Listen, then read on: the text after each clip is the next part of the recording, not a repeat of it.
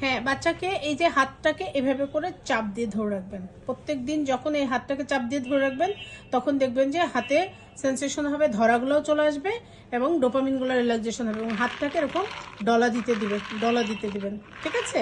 এবং পাটাকে ওরকম চাপ দিয়ে ধরে রাখবেন। যত পাটাকে চাপ দিয়ে ধরে রাখবেন তত দেখবেন যে ডোপামিন রিল্যাক্সেশন হবে এবং পা যে বাঁকা করে রাখে ওরা সোজা করে ফেলবে, ঠিক আছে?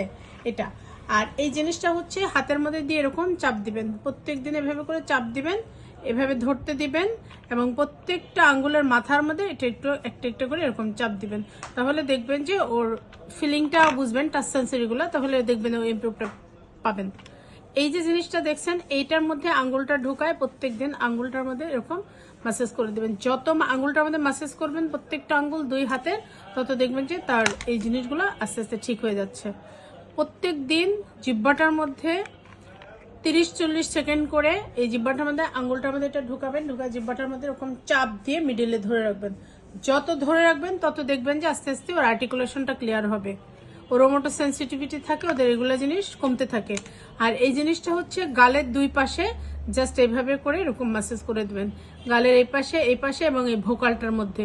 যত এইভাবে গালের মধ্যে ম্যাসেজ করে দেবেন তত দেখবেন যে ওর কথাগুলো চলে আসবে, ঠিক আছে? এই কাজগুলো সুন্দর করে করবেন, কোনো সময় না, যখন পারেন তখন করবেন, তত ইমপ্রুভ করবে, ঠিক আছে? ওকে।